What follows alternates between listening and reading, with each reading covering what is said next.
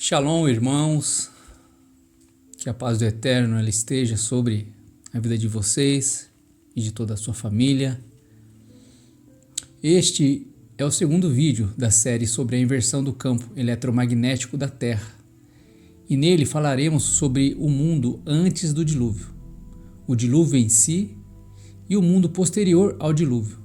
Isso tudo narrado por povos e culturas antigas, através de textos escritos e relatos orais, que são difíceis de encontrar, mas que com uma grande busca e empenho traremos aqui para os irmãos num compilado, pois acreditamos ser um assunto extremamente relevante no nosso despertar e num futuro muito próximo.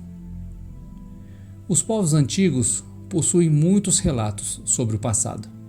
A astronomia foi a primeira ciência desenvolvida na humanidade, mas a ciência moderna refuta todos esses conhecimentos como mitos, como lendas. Adão, Sete, Abraão, Daniel foram homens extremamente sábios em astronomia. Em Apocalipse vemos inúmeros relatos sobre eventos que aconteceram na Terra, principalmente nos selos, nas trombetas e nas taças. A astronomia teve forte influência no mundo antediluviano e também terá no mundo apocalíptico que estamos já vivenciando. Os sinais no Sol, na Lua, nas estrelas são sinais para o fim que parecem se repetir em um padrão parecido ao que aconteceu na grande inversão que foi o dilúvio de Noé. A inversão magnética tem o propósito de limpar a terra, de destruir o joio e salvar o trigo. Ela já ocorreu, mas ocorrerá de maneira muito mais forte nesse juízo final, pois vem para realmente destruir, acabar com a terra. Nada melhor para entendermos um pouco mais sobre a inversão magnética do que analisando fatos e relatos de quem vivenciou, de povos que transmitiram esse conhecimento para nós, de antigas culturas. Os rastros químicos, o HAARP, a geoengenharia no geral, foi criada pela elite satânica para realmente segurar esse processo, tentar ganhar tempo, impedir os efeitos da radiação do Sol e do plasma, preservar a terra, os alimentos, antes que esse juízo enviado pelo Criador os alcance. O CERN, o acelerador de partículas, tenta interferir no campo magnético, tenta abrir portais para trazer seres das trevas para voltarem a habitar a Terra. Os mesmos seres que habitavam aqui antes do dilúvio. O dilúvio foi consequência do juízo do Criador sobre a Terra e de uma grande inversão do campo magnético que culminou em muitos eventos catastróficos antes, durante e após o dilúvio. A inversão magnética que ocorreu na época do dilúvio foi tão forte que separou os continentes. A ciência chama esse evento de teoria da deriva continental. Claro, sem dar créditos ao Eterno ou à narrativa bíblica do dilúvio. Mas a água foi tanta descendo pelo centro da terra e subindo do abismo que ocasionou essa separação das terras. Entretanto, muitas alterações começaram a ocorrer tempos antes do dilúvio, como sinais no céu e na terra, além do testemunho de Noé, Matusalém e Enoque em especial. Mas a humanidade não deu ouvidos, nem se arrependeu dos seus maus caminhos. Analisaremos esse cenário contado em várias línguas e culturas por todo o mundo, guardados através de textos antigos resgatados ou da narrativa oral de povos indígenas. Esses textos são costumeiramente chamados pela ciência moderna de lendas, de mitos, histórias lúdicas. No entanto, em todas essas narrativas vemos relatos e dados que casam entre si, que se combinam e isso acontecendo entre povos com grandes diferenças geográficas e culturais. Veremos esse padrão mais adiante. Sabemos que o mundo jaz no maligno e ele tenta de todas as formas esconder da humanidade certos eventos, reescrevendo a história e encobrindo fatos. No entanto, estamos no tempo das revelações, do Apocalipse, e nosso Pai tem descortinado muitos assuntos aos despertos que buscam conhecê-lo e aprender cada vez mais sobre as suas verdades. E por que esse assunto é relevante para nós? Porque tudo o que foi um dia voltará a acontecer. Não há nada novo debaixo do sol. Estamos em uma repetição de ciclos que só se findará com a volta do Messias.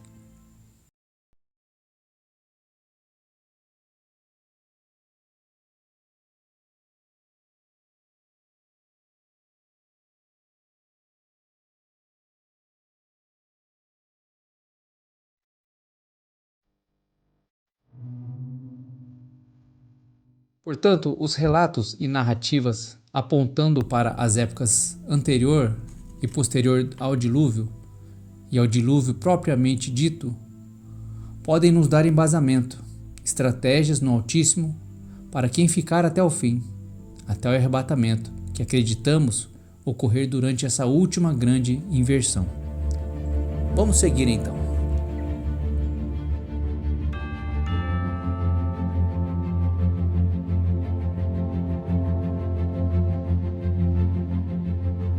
Antes de ocorrer a inversão, na época de Noé, a temperatura em toda a terra era uniforme e havia animais e plantas em todos os lugares, inclusive em locais que hoje são inóspitos.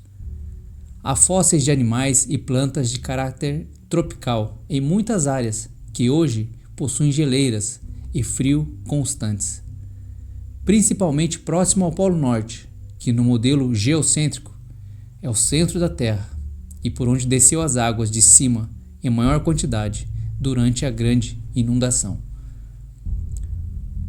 Como isso seria possível se não sendo um verdadeiro indicador de que a Terra era diferente, com temperatura e atmosferas diferentes das que conhecemos hoje?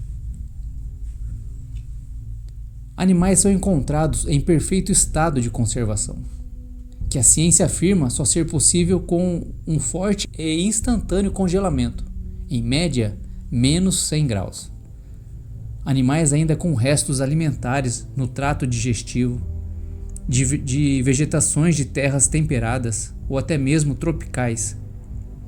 Na Sibéria, há inúmeros relatos e achados desses animais que passaram por verdadeiros processos de mumificação a frio, evidenciando que a Terra passou por uma era do gelo, provavelmente logo após a inversão, que ocasionou o dilúvio.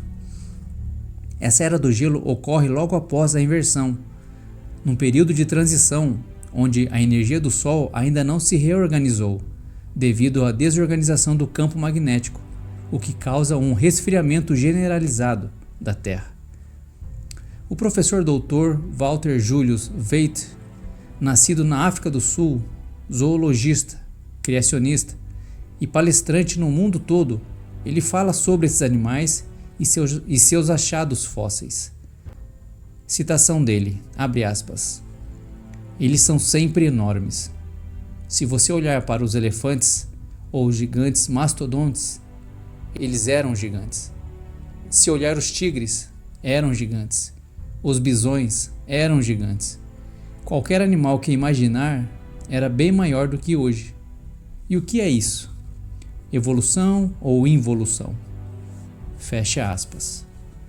Na época anterior ao dilúvio, a magnetosfera, camada mais alta da nossa atmosfera, que nos protege da radiação e do plasma, era maior e havia mais oxigênio. Por isso, os animais e as plantas, assim como homens, eram muito maiores e viviam muito mais tempo, pois a composição dos gases da atmosfera e o campo eletromagnético da Terra favorecia isso. Era a Era Dourada, a Era de Ouro, muito citado pelos povos antigos em seus relatos. Até os minérios como ouro, prata, pedras preciosas eram mais abundantes, agindo como canalizadores de energia. A Nova Jerusalém é de ouro. Isso tudo tem a ver com energia, com eletricidade, com alimentação espiritual que existe no mundo metafísico e que tinha traços mais marcantes aqui na Terra durante o período pré-diluviano. Inclusive, a atmosfera e o magnetismo ajudavam a impedir a formação de patógenos, de causadores de doenças no corpo humano, dos animais e das plantas, propiciando maior crescimento, maior tempo de vida, evitando doenças e adiando a morte de todos os seres vivos. Todos viviam muito mais, até mesmo os homens. E em Gênesis isso é notório, quando vemos na genealogia de Adão o tempo de vida dos que viveram antes e dos que viveram após o dilúvio. A diferença é gritante. O resfriamento da Terra, a era do gelo já falada e assumida pelos cientistas, é uma era que vem logo após a inversão magnética. Quando o Sol é desligado, o mundo entra numa escuridão e logo após apresenta-se uma luz que ainda não é a do Sol. É uma luz difusa, é o haja luz do primeiro dia da criação. Esse período sem o Sol causa um grande resfriamento na superfície terrestre e dificuldades a todo tipo de vida. Demora um tempo até o sistema eletromagnético da Terra ser reestruturado, reorganizado. As estações e o clima ficam totalmente desregulados.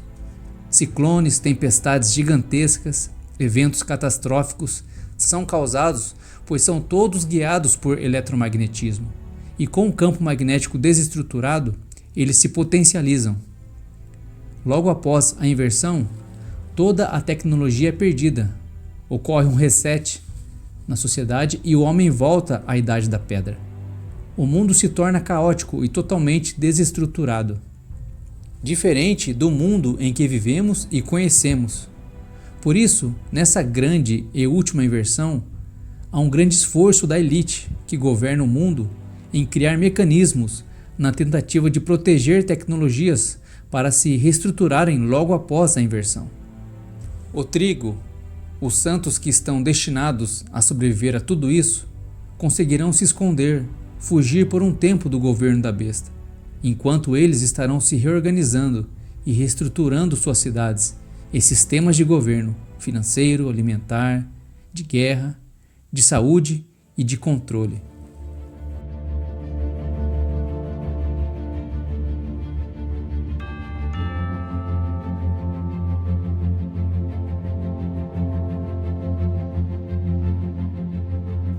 A narrativa mais conhecida do dilúvio provém da Bíblia, de Noé e a Arca. No entanto, existem outras versões intrigantes que nos remetem à mesma história contada nas Escrituras. Civilizações e povos antigos, artes, culturas, achados fósseis e arqueológicos, textos antigos, nos contam registros de inversões magnéticas em nível regional e total. O que diferencia as narrativas é a concordância com o dilúvio bíblico. Então, a análise a ser feita é a seguinte: se a história concordar com as Escrituras, está narrando o dilúvio mundial. Se discordar, se trata de uma inversão parcial, regional ou local. À época do dilúvio, houve uma inversão magnética total, com colapso do domo elétrico e do domo físico, ocorrendo uma extrema inundação pelas águas, abaixo e acima do firmamento, entrando principalmente pelo Polo Norte da Terra. Há mais de 270 histórias, narrativas de um dilúvio em diferentes povos e culturas espalhados no mundo todo, e falaremos a seguir sobre algumas delas. Se houve realmente um dilúvio, e se nós todos formos descendentes de Noé, pareceria estranho se só o povo judeu fosse o único a ter alguma memória disso. Mas esse não é o caso. Nas lendas e mitologias de tribos por todo o mundo foram verificadas referências a um grande cataclismo das águas. Na verdade, os antropólogos têm colecionado 59 lendas sobre o dilúvio dos aborígenes na América do Norte, 46 da América Central e América do Sul, 31 da Europa, 17 do Oriente Médio, 23 da Ásia e 37 das ilhas dos mares do Sul e da Austrália. Nenhum de nós viventes é descendente da raça original do homem que pereceu. Nós, numerosos como somos, não somos nada mais que uma segunda raça nascida de Deucalion. O povo original era cheio de orgulho e insolência, não cumpriu suas promessas, não eram hospitaleiros com os estranhos e eram surdos aos suplicantes. Muito depois do tempo de Kumur-Honua, o primeiro homem, a terra se tornou perversa e sem cuidado de adorar os deuses. Um homem foi íntegro, Nu. O deus Cronos apareceu para ele num sonho e anunciou que no dia 15 do mês da Ísios, todos os homens morreriam numa enchente. Deucalion me colocou num grande baú com suas esposas e crianças, e com eles vieram porcos e cavalos e leões e serpentes e todos os tipos de animais da terra. Ele recebeu-os todos. E um velho construiu um grande navio e entrou nele com sua família e uma abundância de animais. Nu construiu uma grande canoa com uma casa nela e abasteceu-a de comida, trazendo plantas e animais para dentro dela. Mas antes da enchente começar, Deus avisou o homem Nota e sua mulher Nena, dizendo: torne oca uma árvore cipreste, na qual você deverá entrar no mês Tososde. As águas se aproximarão do céu. Eles entraram e Deus os fechou lá dentro. O irado Deus Mbenga então ajuntou as nuvens escuras e as fez estourar, derramando corredeiras de águas por sobre a terra amaldiçoada. A terra abriu suas comportas de repente, grandes chuvas caíram, os rios transbordaram. Os rios partindo-se correram pelas planícies, trazendo consigo as plantações de milho, os túmulos, rebanhos, homens, casas e templos. Como troncos e árvores, os cadáveres flutuavam. Como desovas, os peixes agora ocupavam o mar. Cidades, montes, montanhas lentamente foram submergidas. E agora o mar e a terra não tinham mais marca distinguindo-as. Tudo agora era oceano. O lobo nada com a ovelha. Todo dia choveu, toda noite choveu. O céu caiu, não havia terra. Animais de todos os tipos afogaram-se. Não havia terra. Os pássaros voavam por muito tempo sem achar terra onde repousar. Falhavam suas asas e eles caíam no mar. Deus sobrecarregou a terra de água. Exceto Deucalion, que por sua virtude e piedade foi salvo para dar vida a uma nova raça humana. Depois de um ano, as águas começaram a baixar. Um vento violento então veio e secou a terra. Ele soltou um corvo que não voltou, ficando para se alimentar dos cadáveres. Porém, mais tarde, retornou com o ramo verde. As pessoas salvas eram 8 e desceram em Mbenga. Mesmo sendo essas lendas antigas frequentemente interligadas com óbvia mitologia, variando nos detalhes, elas concordam em 3 fatos básicos. Houve uma embarcação segura. Houve destruição por águas. E a semente humana foi salva. Mesopotâmia e Sumérios. O épico de Gilgamesh. O poema épico de Gilgamesh faz parte da cultura dos antigos povos da Mesopotâmia, que viviam entre os rios Tigre e Eufrates, o berço de uma das civilizações mais antigas da humanidade. Nesse cenário de lendas e mitos, podemos encontrar o épico de Gilgamesh, um dos textos mais antigos do mundo, que foi encontrado no século VIII a.C. e datado de 1750 a.C. E esse texto conta as histórias de Gilgamesh, o rei da Suméria. E no texto encontramos um relato de uma história bem parecida com o dilúvio de Noé. Gilgamesh conhece Utnapishtim, que se diz sobrevivente de um grande dilúvio, e que narra ao rei como conseguiu sobreviver à grande inundação. Utnapishtim era um homem justo, imortal, equivalente a Atrahasis, da epopeia de Atrahasis, que falaremos a seguir, e a Noé, da narrativa bíblica. Segundo ele, a humanidade é dizimada por incomodar os deuses. A tradição conta que o deus deles avisou Utnapishtim que iria destruir o mundo com o dilúvio. Ele então é orientado a destruir sua casa e construir um barco. Foi-lhe dadas as dimensões e que o barco fosse vedado com betume. Ele reúne sua família e constrói uma embarcação. Sua família entrou com animais do campo, 2 a 2. Sobreveio então a grande inundação. Durante o dilúvio, havia profundo silêncio. Nenhum homem se salvou fora da embarcação. Quando a chuva parou, toda a humanidade havia se tornado em barro. Por todos os lados só havia água. Depois o barco encalhou numa montanha, num monte chamado Nizir, ou Nisir.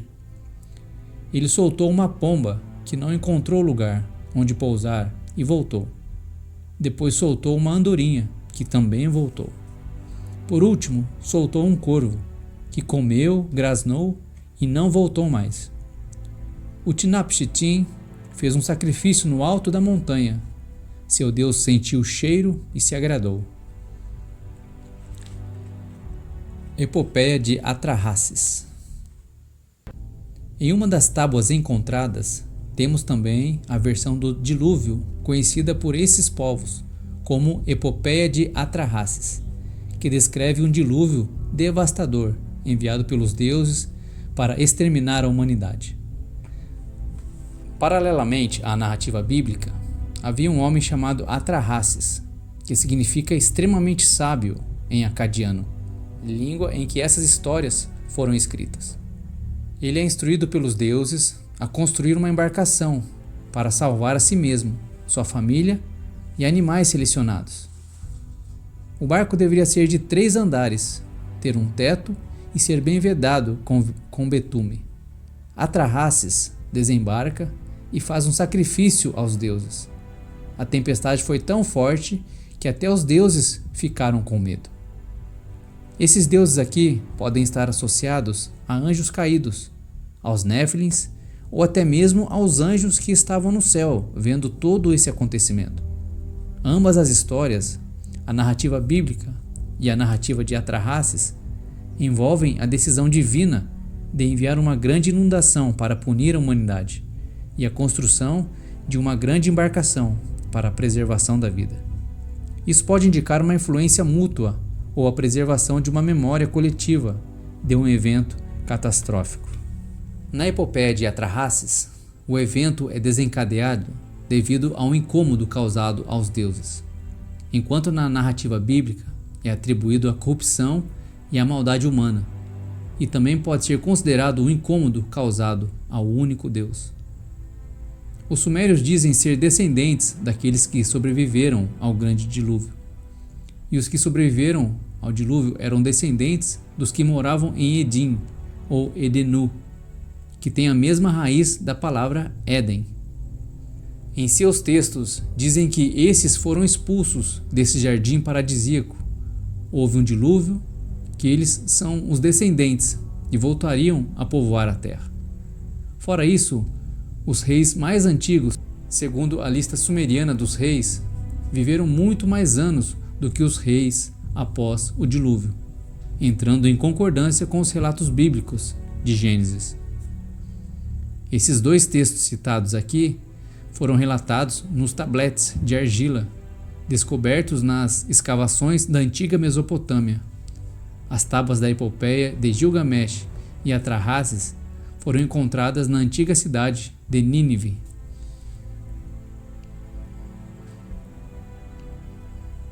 A Bíblia de Kolbrin. Esse livro foi quase destruído em um incêndio criminoso. mas sobreviveu por seu texto estar grafado em lâminas de bronze. Datado do ano 3600, revela um evento catastrófico, relatando um brilho avermelhado no céu, queda de pedras quentes, fumaça e cinzas do céu, grandes trovões e relâmpagos. Muitos homens morreram ou ficaram feridos.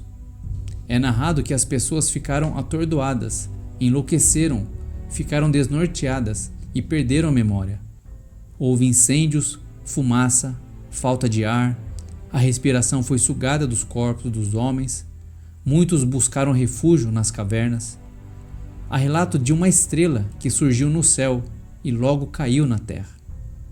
O monstro do céu reinou e enfureceu-se acima da terra, lutando para possuí-la, mas a espada de Deus possui muitas lâminas e cortou-o em pedaços. É dito que essa terra foi destruída por calamidade, descendente de fora dos céus, e que as abóbodas do céu se abriram e apareceram monstros temíveis que assombraram os homens. Caíram pedras vermelhas do céu. Homens ficaram como bestas enlouquecidas e não sabiam como agir. Foram privados de toda sabedoria. Deus se manifestou nos céus.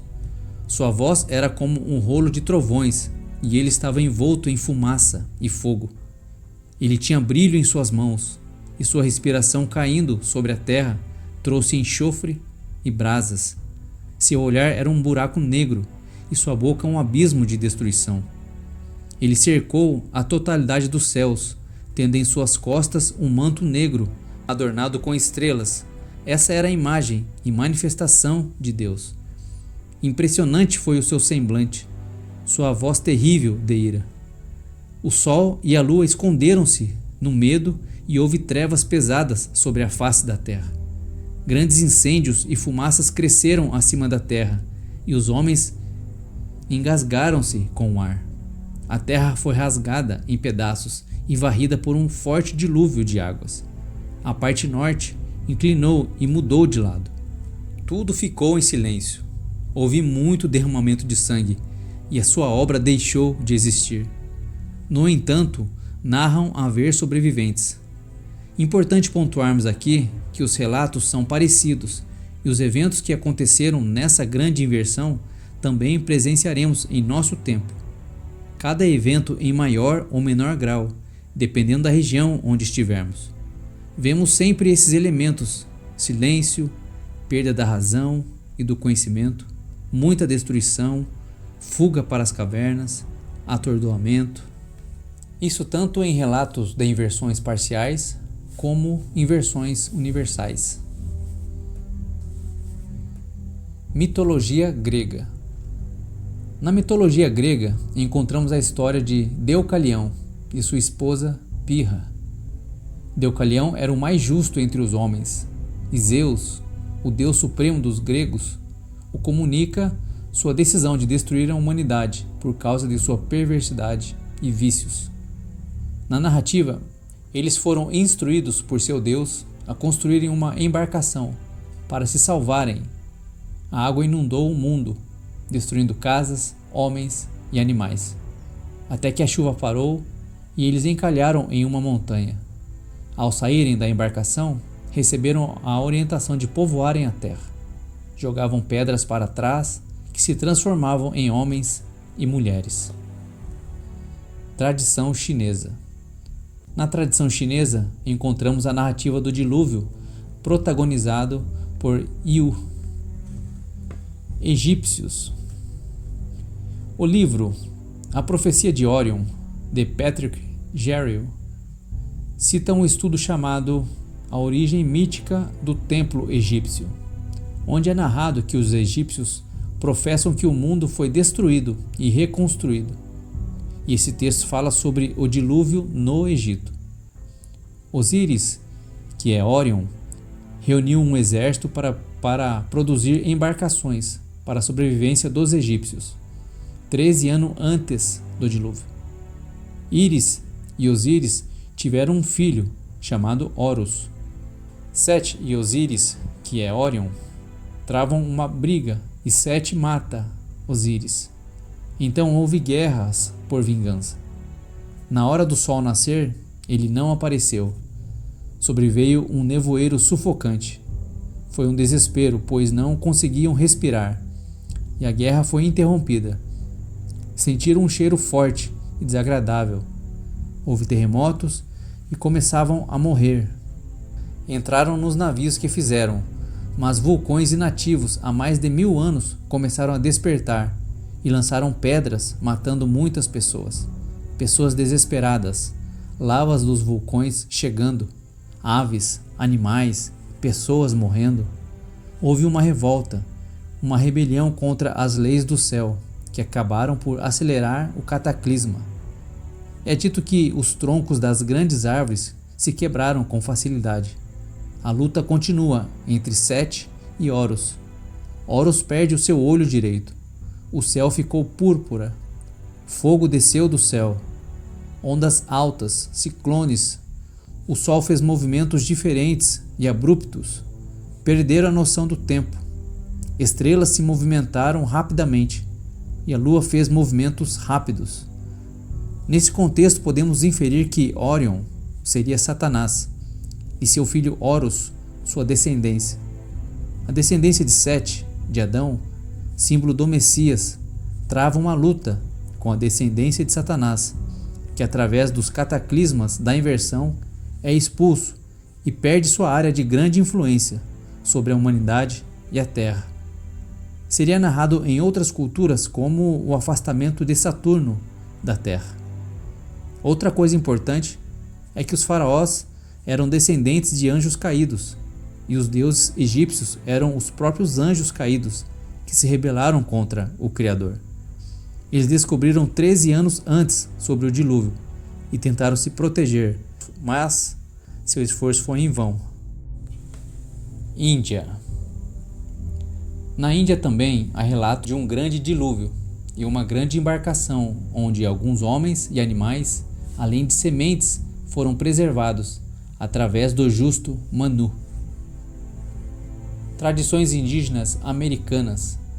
Nativos norte-americanos e povos pré-colombianos também trazem narrativas de um grande dilúvio. Tradições indígenas americanas. Navarros. Dentre os povos, os navarros contam a história de um dilúvio como parte de um ciclo de renovação da terra, no qual a humanidade é purificada para que um novo mundo possa emergir. Os navarros dizem que no início a terra estava coberta de água. Era um lugar úmido e desagradável. Os Zuni. Os índios Zuni diziam que o mundo ainda estava úmido e macio até que o sol, pai dos deuses das guerras gêmeas, o secou e o tornou habitável. Os índios Arikara diziam que eles foram colocados na terra como um estrondo, e como o chão ainda estava molhado com a água que os cobria, todos afundavam na terra macia. Esses 3 relatos dos índios Navarro, Zuni e Arikara narram um período pós-dilúvio, em que a terra estava lamacenta. Haviam terremotos, pois a terra ainda estava se reajustando. As placas tectônicas que tinham sido formadas pelo dilúvio, e foi preciso o sol voltar, religar, para que a terra se tornasse novamente habitável. Índios Apaches contam que ouviram um estrondo ensurdecedor no céu, que tremeu e começou a desabar. Os adultos não ficavam de pé, coqueiros e mamoeiros seguraram o céu. As crianças fizeram flechas de um material redondo, como a abóbada celeste. O céu era duro e ia subindo conforme as crianças jogavam as flechas.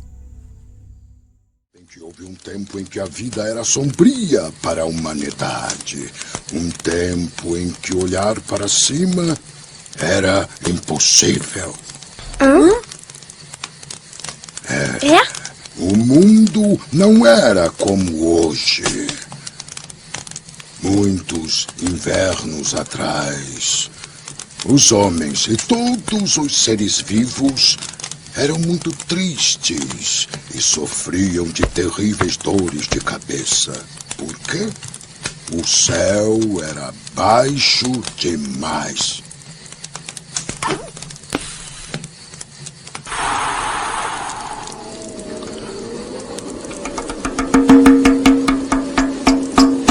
O céu era tão baixo que as nuvens não tinham onde ficar. Era tão baixo que as árvores não podiam crescer sem que os seus topos encontrassem suas raízes. O céu era tão baixo que os pássaros não podiam voar. Mas o pior de tudo é que os adultos não podiam andar eretos como exigiam os seus corpos. Sim, eles tinham que andar curvados para frente, enxergando apenas seus pés. Todas as crianças se reuniram e decidiram levantar o céu usando varas longas.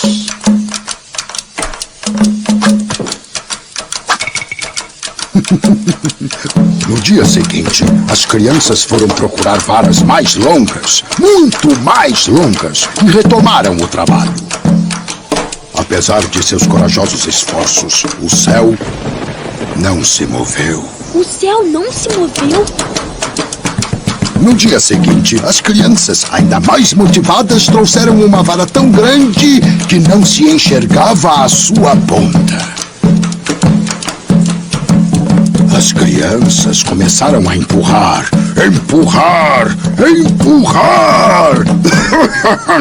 Com um grande estrondo, o céu se ergueu. O céu subiu!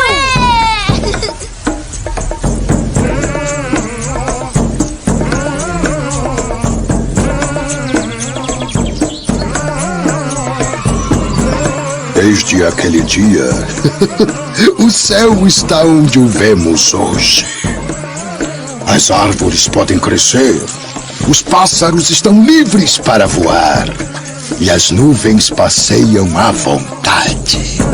E os homens, pela primeira vez, puderam ficar de pé e contemplar o céu. Ah, eu esqueci. A coisa mais extraordinária que aconteceu foi que, quando os espíritos da noite saíram à planície, o céu, furado pelas varas dos homenzinhos, começou a cintilar. Em cada furo havia uma estrela.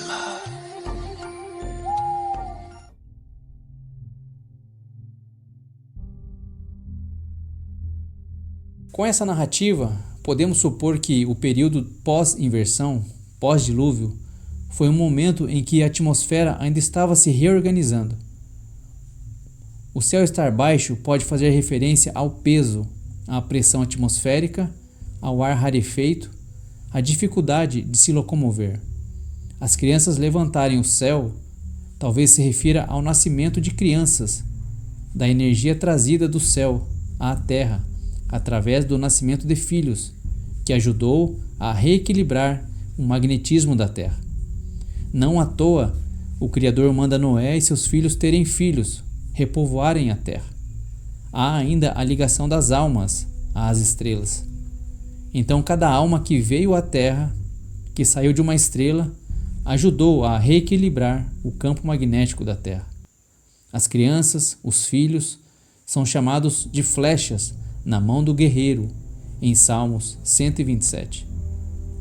Mais um indício de que a energia do nascimento das crianças, dos filhos, pode ter ajudado na reconfiguração do mundo pós-dilúvio.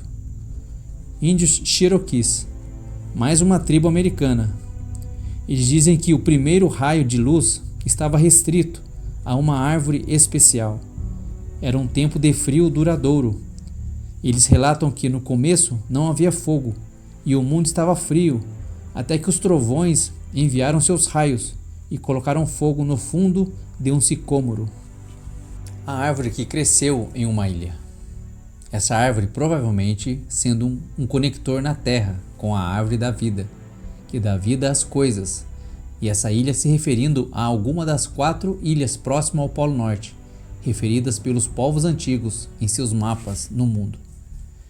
Eles diziam que ainda não havia fogo e o mundo estava frio e congelado. Esse relato fala do mundo pós-dilúvio. O Sol se apaga na inversão magnética e a luz volta primeiro, antes do Sol, como descrito em Gênesis. Primeiro vem a luz, depois o Sol. É o Toros sendo restabelecido e reequilibrando todo o cosmo. No grande livro Firehawk, Falcão de Fogo, temos uma narrativa sobre o dilúvio universal. O dilúvio universal. Aí está escrito: no grande livro de Firehawks, Falcão de Fogo, e eu vou narrar para vocês, a Terra foi destruída 2 vezes. Uma das vezes foi destruída totalmente pelo fogo e a outra parcialmente pela água. A destruição pela água foi menor e surgiu desta maneira. As pessoas da época rejeitavam todas as coisas espirituais e os homens viviam apenas para o prazer. Pouco se importavam com o bem da humanidade e seu futuro. As vidas dos homens eram governadas por seus desejos e passavam seus dias em gula, bebedeiras, dançando e cantando com instrumentos de música. Vejam bem, pessoal, aqui está bem resumido, tá? Mas a história é interessantíssima. Nisso, veio uma estranha luz e uma fumaça nebulosa que assaltava a garganta dos homens. Tudo ficou quieto e apreensivo, havia nuvens estranhas no céu e as noites estavam penduradas com opressão. Muitos dias se passaram antes que um vento do norte viesse e clareasse os céus, mas depois as mulheres concebiam demônios. Monstruosidades saíam de suas entranhas cujos rostos eram terríveis e cujos membros eram desproporcionais. Naqueles dias, os homens conheciam a arte de trabalhar argila, fazer roupas em cores brilhantes e também a prática de pintar óleos.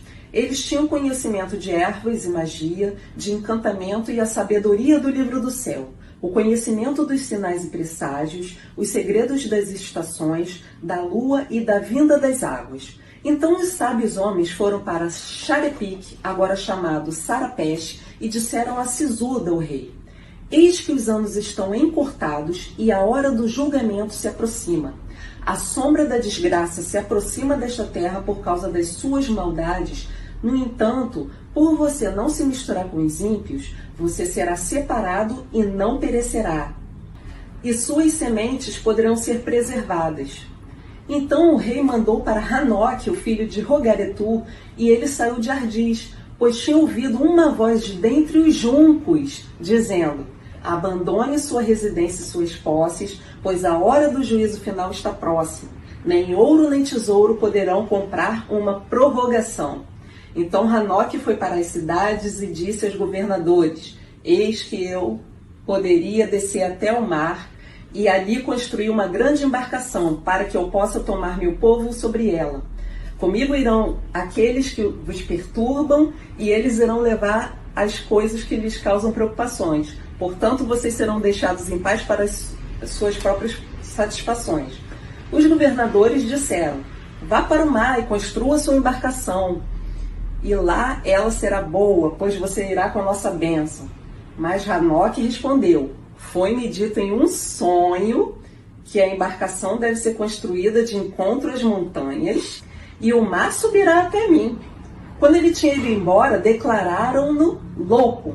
As pessoas zombaram dele, chamando-o de comandante do mar, mas não o impediram, pois viam ganho em seu empreendimento. Então uma grande embarcação foi construída sob a liderança de Hanoque, filho de Rogaretu, por Sisuda, rei de Sarapeste, cujo tesouro veio como pagamento para a construção da embarcação.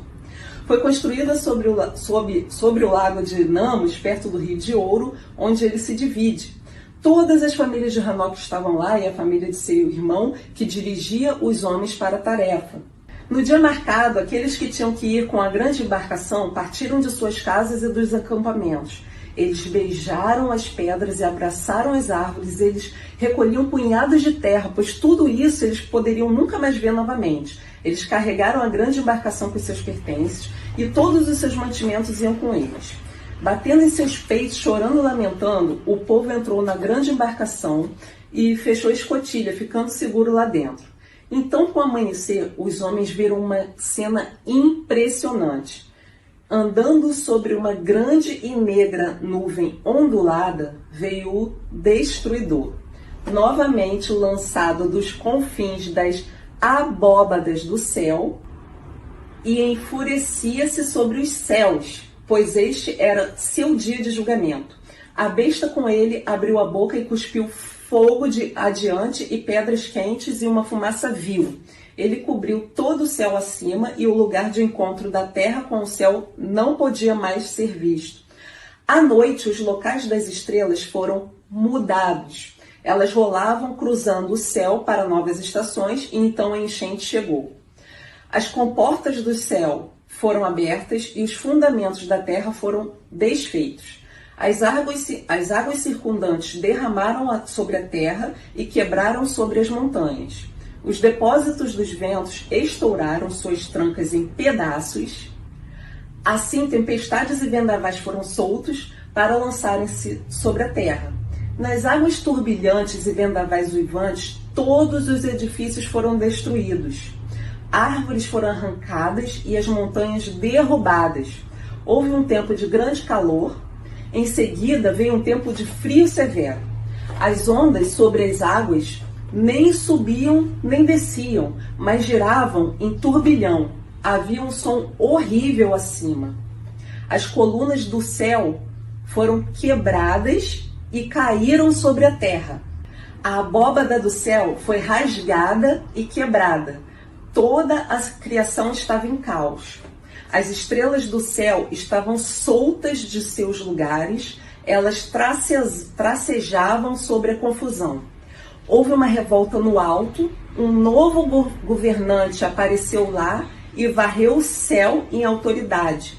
Aqueles que não haviam trabalhado na construção da grande embarcação e aqueles que tinham zombado dos construtores chegaram rapidamente ao local onde ela estava deitada.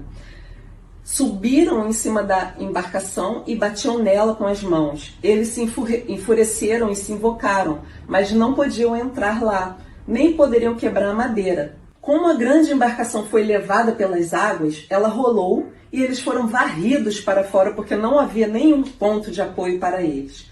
As águas inchantes varriam para o topo das montanhas e enchiam os vales. Elas não subiam como a água despejada dentro de uma bacia, mas vinha em grandes torrentes de ondas. Mas quando o tumulto se aquietou e as águas se tornaram calmas, elas ficaram não mais do que 3 côvados acima da terra.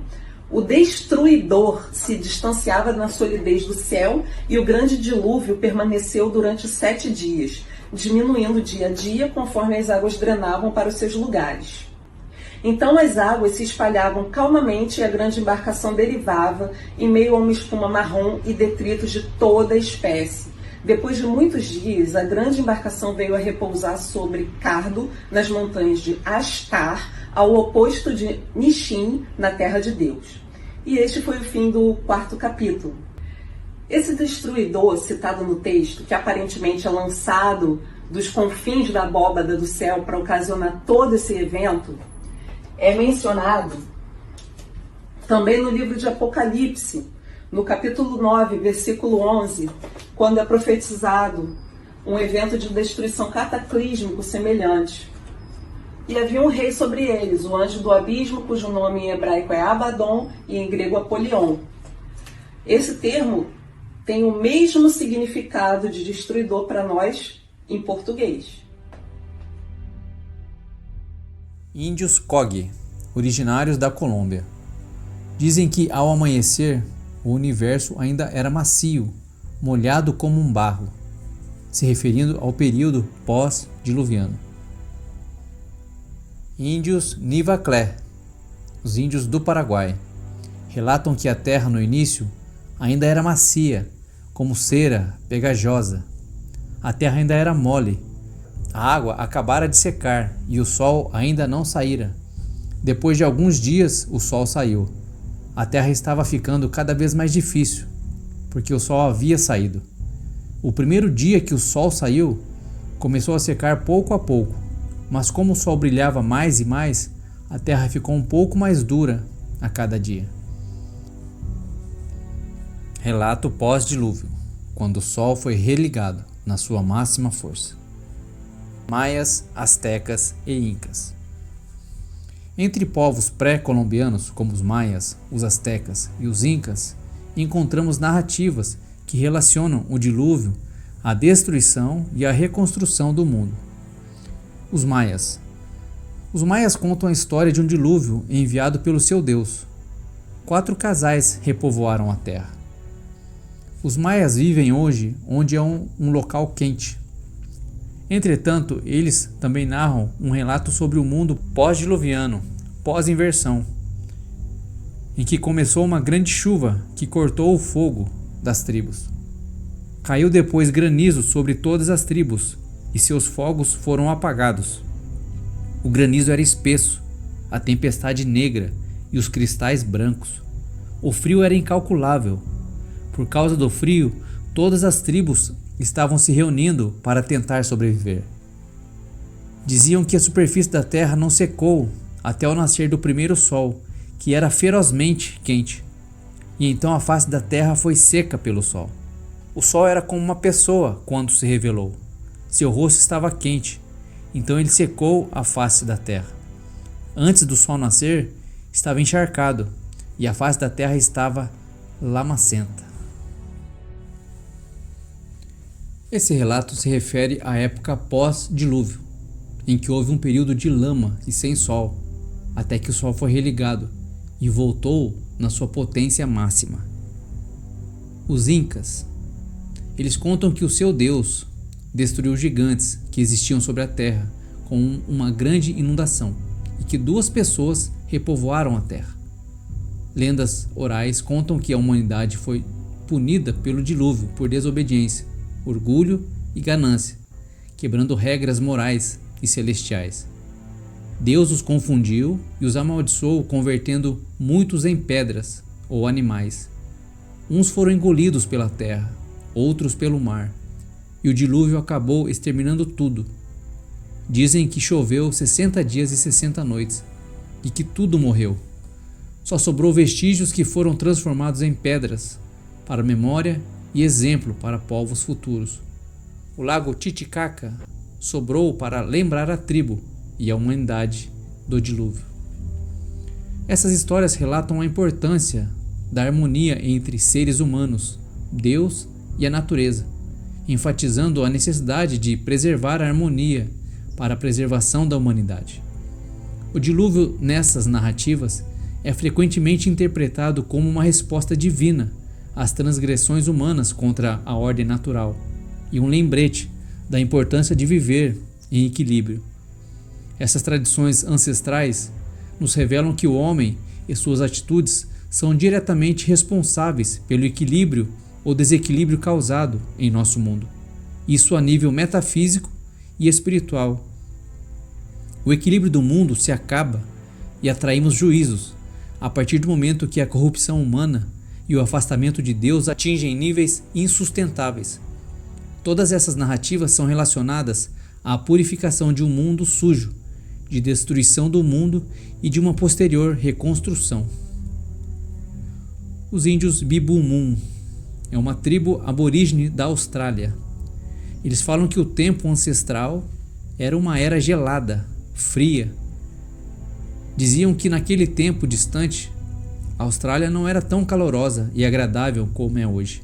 Estava frio e desolado, e grandes geleiras cobriam muitas de suas colunas e vales. Houve um tempo em que o povo Bibumun não tinha fogo e eles tinham que comer sua carne crua e beber o sangue dos animais que matavam para aquecer seus corpos. Esse tempo se refere ao mundo pós-dilúvio. Conseguimos entender aqui porque o Criador liberou o consumo de carne logo após o dilúvio. Havia muito pouca vegetação crescendo nesse período pós-dilúvio, e o consumo de animais foi permitido pelo Criador para justamente suprir essa carência alimentar, nutricional dos homens, além do que o frio demanda um gasto calórico muito maior.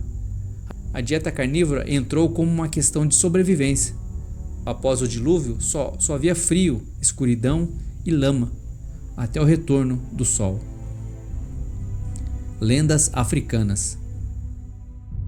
Nas lendas africanas, também encontramos relatos como a história de Miami Miami, narrado pelos povos antigos, habitantes de Toga e Zimbábue, e a lenda de Ukulum Kuluku, entre os Zulus da África do Sul.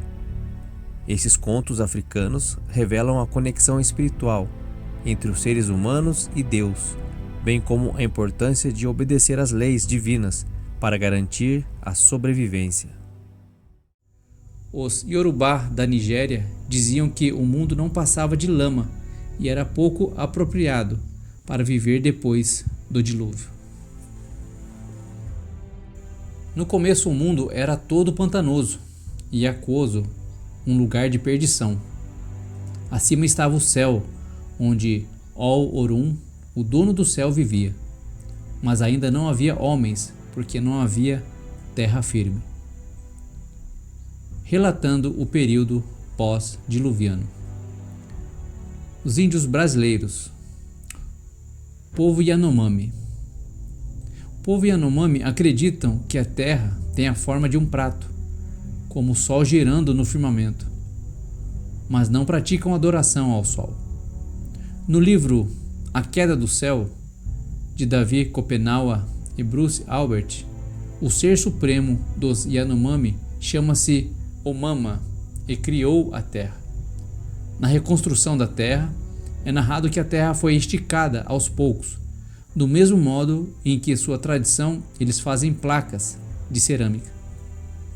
Povo Munduruku vivem na região dos Tapajós e são monoteístas, acreditando em um Deus onisciente e eterno e que o mundo no fim acabará em fogo. Os Pumi ou Yaruru contam sobre um ser supremo chamado Kuma, que criou o mundo e trouxe uma grande inundação quando o homem se desencaminhou para o mal. Relatam também a existência de gigantes em terras distantes. Povo Caingangue ou Caingangue, localizados no oeste paulista e no sul do Brasil, trazem a história narrada de um dilúvio universal. Os Tupinambás, registro de um grande dilúvio no livro A Religião dos Tupinambás, onde só restou 2 casais que repovoaram a terra. Todos os homens e animais se afogaram.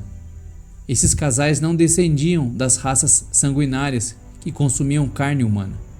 Dizem que a terra era totalmente plana, sem nenhuma montanha. Índios de Zana, habitantes da Amazônia brasileira e colombiana. No livro Antes o Mundo Não Existia, contam a história de um dilúvio que foi ocasionado por seres que estavam devorando a humanidade, cobras, onças e espíritos do mato. O cataclisma foi mandado para matar esses seres e teria destruído todo o mundo. Se referem à porta das águas, provavelmente se referindo ao centro da terra, por onde a maior parte das águas de cima desceram à terra. Eles se referem à porta das águas. E também falam sobre o caminho do leite, provavelmente se referindo à Via Láctea, o rasgo no céu, a região no céu por onde as águas primordiais desceram à terra. Segundo a história deles, a humanidade não foi totalmente exterminada. Houve sobreviventes.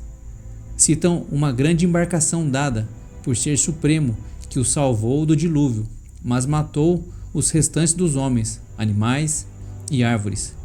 Após isso veio um verão muito forte que secou a terra. Narram também que houve um dia em que o céu desabou, matando todo o povo.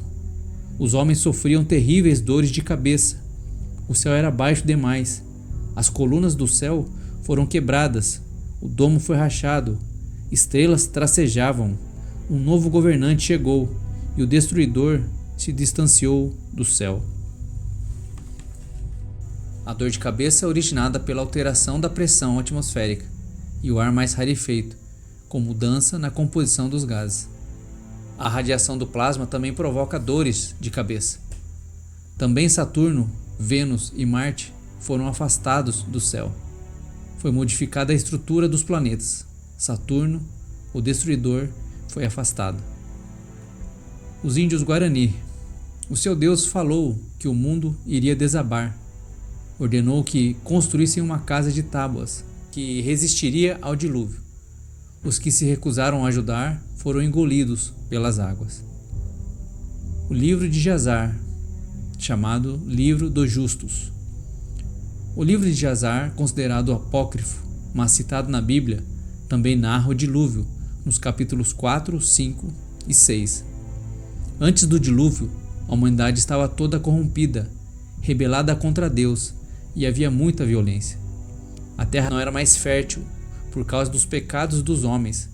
Cada homem fez para si mesmo um Deus. Os anjos caídos tomaram as mulheres dos homens e ensinaram a realização da mistura entre espécies. Todos os homens que andaram na presença do Senhor já haviam morrido. Só restou Noé, pois todos os antepassados de Noé morreram antes do dilúvio, sendo que Matusalém morreu 7 dias antes do dilúvio começar. Matusalém e Noé pregaram o arrependimento por 120 anos. Noé constrói a arca. E a terra tremeu, o sol escureceu, os fundamentos do mundo se moveram e a terra foi movida violentamente. Houve relâmpagos e trovões, e todas as fontes na terra foram divididas, como jamais se havia visto.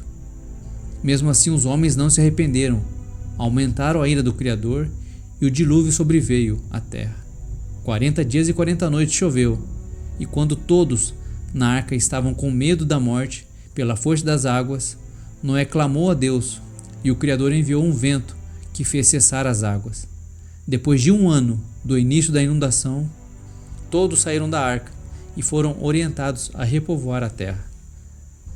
Podemos ver nessa narrativa a descarga de plasma, dias de escuridão total, grandes terremotos, além de uma grande ira derramada em água e tempestades extremas. O livro de Enoque. O primeiro livro de Enoque também narra o dilúvio no capítulo 89. Ele fala de uma época em que as pessoas tremiam de medo, e nisso nasce um homem chamado Noé, que é chamado também de vaca branca. Esse medo provavelmente se refere à opressão que os anjos caídos e seus filhos executavam sobre a humanidade. Uma vaca branca e mais 3 vacas brancas entram num grande barco, e a água subiu muito, vinda de cima, de 7 cataratas, e também vinha água fervendo de baixo. A água cobriu tudo e matou a todos que foram levados para o abismo. E a água parou, a terra secou, a escuridão retrocedeu e a luz voltou. Os deuses muitas vezes falados em todas essas narrativas podem estar associados aos anjos do Criador, que agem como mensageiros e executores de obras, maravilhas e catástrofes que foram vistas pelos povos antigos como deuses menores. O dilúvio em todos esses relatos e culturas nunca é considerado o fim da humanidade, mas considerado um ritual de purificação da terra, que extingue os maus, os perversos e desobedientes. As leis celestiais, purificando e regenerando o mundo, como se fosse um verdadeiro batismo coletivo, decidido por um Deus soberano. Lembra da finitude da matéria, do corpo material, e restabelece os vínculos do homem com Deus. Na narrativa bíblica, Deus decidiu destruir a humanidade por causa da corrupção e violência que prevaleciam na terra. Noé foi instruído pelo Criador a construir uma arca e salvar sua família e animais. A chuva durou 40 dias e 40 noites, até que a chuva parou e as águas baixaram, e eles repovoaram a terra. Interessante que essas narrativas são encontradas em histórias de povos antigos e que estavam separados geograficamente e culturalmente. As diferenças atribuídas aos contos se dão pelo conhecimento passado verbalmente, de geração em geração, mas o cerne da história, que é a de um dilúvio universal, foi mantida na maioria dessas tradições. De acordo com povos, culturas e textos antigos, um outro cataclisma sobrevirá à Terra, como o que conhecemos por Apocalipse. Todos entendem que haverá um Apocalipse no final. Vejam só, sinais que vemos no livro de Apocalipse: terremotos, lua vermelha, sol desligado, dia vira noite, queda de estrelas, o céu recolhido, montanhas e ilhas removidas, fuga para cavernas ou até mesmo bunkers, refúgios nas pedras, trovões, relâmpagos, queda de plasma, granizos gigantes, pedaços do domo com plasma, destruindo vegetações e animais, sol alterado, relâmpagos, chuva de plasma, terremoto colossal. Não dá para desassociar ciência e espiritualidade como hoje nos é ensinado. Os povos antigos tinham muito conhecimento, justamente porque não faziam essa desassociação. Hoje o homem é enganado de que é muito inteligente, muito tecnológico, evoluído, narrativa de Satanás. Mas a verdade é que a humanidade está em processo de involução, tanto fisicamente quanto espiritualmente, justamente por estar há tanto tempo e cada vez mais longe do Criador. Não deixe essa narrativa de Satanás te enganar. O próprio Deus mostrou à humanidade a nossa involução, quando vemos o sonho de Nabucodonosor. Na estátua de Nabucodonosor, nós estamos no último reino, o mais fraco e o mais distante do céu. Em Marcos 13, Lucas 21 e Mateus 24, vemos também o relato de como se darão a sequência dos eventos no Apocalipse. A elite mundial se prepara para a inversão, mas o verdadeiro refúgio disso tudo está no eterno. A última inversão universal, que é o Apocalipse, e termina com a volta do Messias destruindo este mundo, não causará uma reconstrução. Ela será a última grande inversão magnética e não haverá sobreviventes. A salvação só haverá pela ressurreição ou pelo arrebatamento. Essa terra será totalmente consumida nessa última vez. A ira do Criador será plenamente derramada até a morte de todos os seres que aqui estiverem. E acreditamos que o arrebatamento se dará antes das taças da ira do Criador, que é quando o mundo será totalmente destruído. Você acredita em todos esses relatos históricos e principalmente nas Escrituras? Deve se posicionar e esperar por esses cataclismas. Na cidade ou no monte, num bunker, numa caverna ou na praia. Estando onde for, o que importa é estar no centro da vontade do Pai para você. E principalmente, se você será contado entre os que herdarão a vida eterna ou a morte eterna. Aceitar o Messias, escolhendo em sabedoria e amor ao Criador. Esse assunto é de certa forma assustador e temeroso, mas no fim o que importa é estarmos de pé e termos escolhido o caminho vencedor. Essa é uma palavra de esperança para você. Não espere os eventos piorarem para aceitar o Salvador, realizar ajuste na sua vida e despertar. Você pode ser chamado hoje mesmo, antes de tudo piorar, e aí você terá que prestar contas das suas escolhas. As suas obras serão pesadas. Cremos que isso seja o que mais importa neste momento. Ouvir a voz do Pai e fazer escolhas assertivas, baseadas nas suas orientações. Busque no Pai o que Ele tem para você e a sua família. Peça direção. Ouça a voz do seu espírito de sabedoria. Execute a sua vontade e planos para você. Esse é o lugar seguro. Se prepare acima de tudo espiritualmente. E a você que ouviu tudo até aqui e ainda não despertou ou não se posicionou, desperte enquanto ainda há tempo. O tempo de escolha está acabando. As pessoas estão se tornando cada dia mais espirituais ou bestiais. Escolha o lado que tomará. A você, meu irmão e minha irmã, que tem buscado o Criador, que tem se despertado às mentiras deste mundo.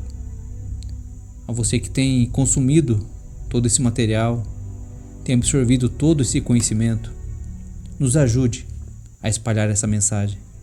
Nos apoie vendo os vídeos e compartilhando com sua família, com seus próximos. Nos ajude. Nosso tempo está se findando. Um forte abraço a todos. Fiquem na paz do Eterno. Shalom.